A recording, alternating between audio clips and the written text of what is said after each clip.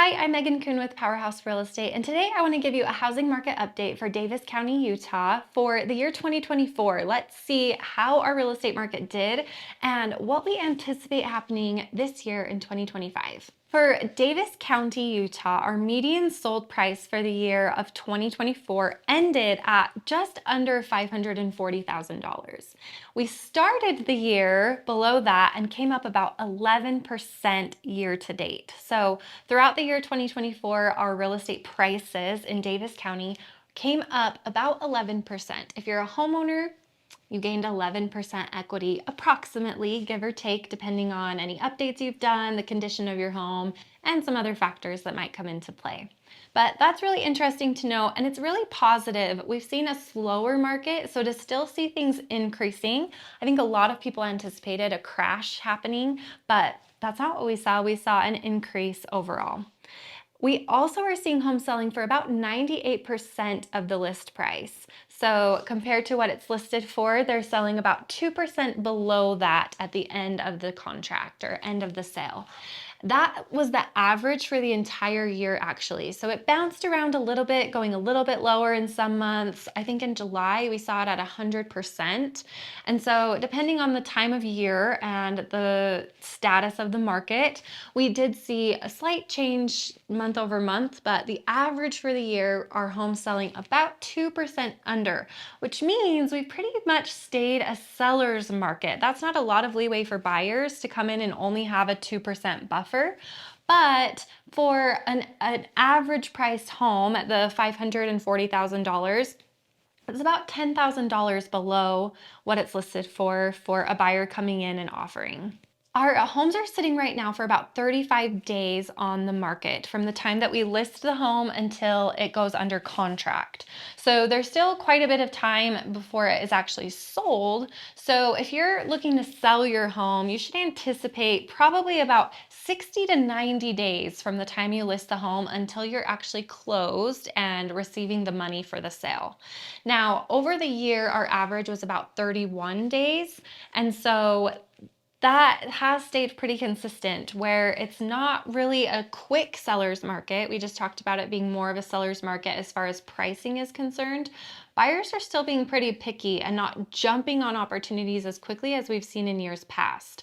And we anticipate the next few months in 2025 to stay pretty slow. And then once we hit our spring market, it tends to pick up a little bit.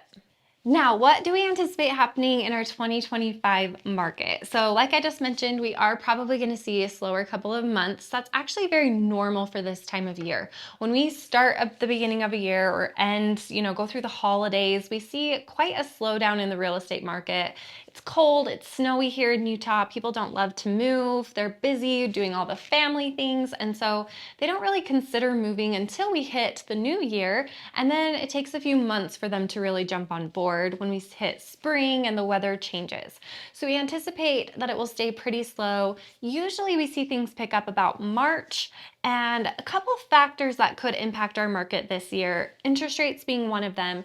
While interest rates have stayed pretty consistent this year, and unfortunately we didn't really see any great drops that we were hoping for, we are hoping possibly to see some drops in the new year. That will affect our market one way or another. So if we don't see any, we anticipate it will probably stay pretty slow. If we do see any drops in interest rates, then we could have some buyers that are waiting on the sideline for that drop to hop into the market, which could cause a little bit of a buzz in the market, which could increase prices. It could make homes sell a little bit quicker than what we're seeing now. And so that could be a big effect. So as we look at the new year, we do anticipate that we'll see hopefully some better affordability for families, maybe some better job opportunities.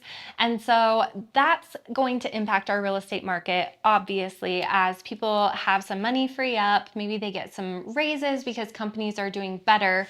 So we anticipate some of these positive changes happening in our economy, which will flood over into our housing market. On the other hand, if the economy were to get worse, we are seeing some layoffs. If this were to happen, if we see more layoffs, higher prices of gas, food, etc., we will probably see the market even slower. and that price increase year over year a little bit smaller even than what we've seen this year. We already have people on a very, very thin line trying to survive and get through this rough time of the economy and pricing. And so if that were to continue or even get worse, then we do anticipate probably it will start affecting our housing market a little bit more than it has. One interesting thing that I also am keeping an eye on, while we have seen prices increase, we've seen sales decrease this year. We've seen a lot less homes sold and come to the market than we've seen in the past, which has honestly really kept us afloat because we don't have this flood of inventory just sitting stagnant on the market. But we either are looking at, does this mean that there are a lot of families that have held off from purchasing a home because of the conditions of the market? Or did a lot of people move during the pandemic, during the really low interest rate time? And so now we're playing catch up to all of those people that previously moved, not needing to move over the next couple of years. So we could either see a flood of people coming to the market because they've been holding off, or we could see it stay pretty normal through the rest of the year. If you're considering moving in 2025, some of the best months to sell your home would be March through July. And if you're planning to move, we definitely want to have a conversation at least 30 days before you want to list the home to make sure that we have a good strategy going into it. The best time to buy a home is October to December. So keep that in mind. However, really, the best time for you to move is when it's good for your family. We can make any market work for you. And especially if you own a current home that you have to sell in order to buy, then it really doesn't make a difference whether you buy or sell at the perfect time. It's more making sure that the market can work for you and making the plan work to best suit your needs. My name is Megan Coon with Powerhouse Real Estate.